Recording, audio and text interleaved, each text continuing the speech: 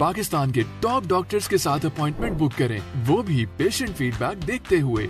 आज ही ओला dock app download करें। ओला dock, doctor का अपॉइंटमेंट आसानी से। बिस्मिल्लाहिर्रहमानिर्रहीम, अस्सलाम वालेकुम। मेरा नाम डॉक्टर अमजद अली है और मैं कंसल्टेंट ऑन्कोप्लास्टिक ब्रेस्ट सर्जन के तौर पे यहाँ हैदराबाद लाइफ केयर हॉस्पिटल, जो नया हॉस्पिटल बना है फ़ेज़ 5 में, वहाँ पे मैं काम करता हूँ। जैसे कि आपको पता है कि अक्टूबर ब्रेस्ट कैंसर अवेयरनेस का मंथ है, तो उसके मुतालिक ये वीडियो है। और ये वीडियो जो है इस बारे में है कि जो अवेयरनेस आपको देनी है, जो आपको मालूमात देनी है कि आपको ब्रेस्ट कैंसर के मुतालिक अवेयरनेस होनी चाहिए, वो आखिर एग्जैक्टली किन चीज़ों के बारे में आपके पास अवेयरनेस होनी चाहिए। तो पहली बात तो ये है कि आपको पता हो कि ये ब्रेस्ट कैंसर कितना आम है। हम सुनते हैं कि आम है, लेकिन कितना आम है। स्टेटिस्टिकली अगर देखें तो हर 8 में से एक खातून को लाइफ टाइम में ब्रेस्ट कैंसर होता है। अब ये तकरीबन 12.5% रिस्क है। हर 100 में से 12-13 ख़वातीन को ब्रेस्ट कैंसर होता है, जो एक अलार्मिंगली हाई फिगर है। ठीक है। अब दूसरी बात यह है कि कौन सी एज की जो ख़वातीन हैं उनमें ये रिस्क ज़्यादा है, ब्रेस्ट कैंसर होने का रिस्क ज़्यादा है। तो अगर हम कंपेयर करें तो ये स्टेटिस्टिक्स दुनिया के मुख्तलिफ़ हिस्सों में डिफरेंट है। बाहर की दुनिया में, डेवलप्ड वर्ल्ड में जो है मेजॉरिटी जो ब्रेस्ट कैंसर्स हैं वो अराउंड 60 इयर्स एज के आसपास होते हैं। हमारे यहाँ स्टेटिस्टिक के मुताबिक जो ज़्यादा ब्रेस्ट कैंसर के केसेस हैं वो 45 से 50 साल के एज ग्रुप में होते हैं। तो हमारे यहाँ ब्रेस्ट कैंसर के केसेस तकरीबन उतने ही होते हैं जितने बाहर होते हैं, लेकिन हमारी यंगर पॉपुलेशन जो है वो ज़्यादा इफ़ेक्ट हो रही है।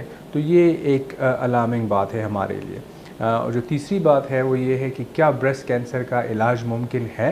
तो इसका जवाब है हाँ, ब्रेस्ट कैंसर का इलाज मुमकिन है, लेकिन इसका इलाज डिपेंड करता है इस पे कि पेशेंट हमारे पास कौन सी स्टेज में आता है। जब हम डायग्नोज़ करते हैं ब्रेस्ट कैंसर को तो बीमारी ऑलरेडी कौन सी स्टेज में होती है।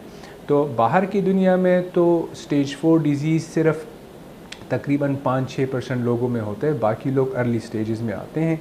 और इसलिए वहाँ का जो 5 ईयर सर्वाइवल है वो तकरीबन 90-95% है। हमारे यहाँ अनफॉर्चुनेटली 40 से 50% लोग डायग्नोसिस के टाइम पे ऑलरेडी स्टेज 4 में होते हैं। तो हमारा जो 5 ईयर सर्वाइवल है वो तकरीबन 50% है। इसका मतलब है कि उसके हाफ है कि हमारी आधी ख़वातीन विदिन 5 ईयर्स ये जंग अनफॉर्चुनेटली हार जाती है।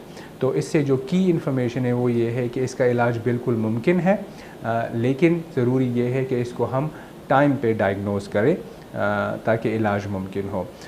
तो इन चीज़ों को सामने रख के आपको या जो ख़वातीन के लिए एडवाइस है कि उनको क्या करना चाहिए, वो ये है कि पहली बात तो ये है कि आपको अपने रिस्क कैटेगरी का पता होना चाहिए। तो रिस्क कैटेगरी के बेसिस पे 3 रिस्क कैटेगरीज़ हैं ब्रेस्ट कैंसर की: लो, इंटरमीडिएट और हाई।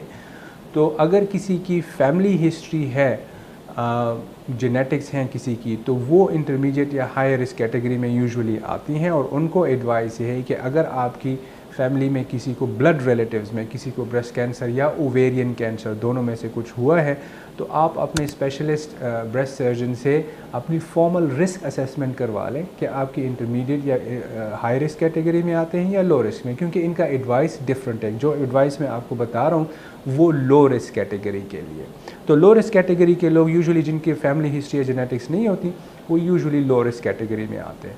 तो आपको ये करने की पहली बात तो ये है कि आपको ब्रेस्ट कैंसर के अलामात से ख़ुद को आगाह करना है कि ब्रेस्ट कैंसर की कौन कौन से अलामात हैं। दूसरी बात कि महीने में एक बार आपने अपना मुआयना ख़ुद करना है। अब सेल्फ़ एग्ज़ामिनेशन की बहुत सारी वीडियोज़ हैं, यूट्यूब पे अवेलेबल हैं, आप जाके तफसील से देख सकते हैं कि किस तरह मुआयना करना है।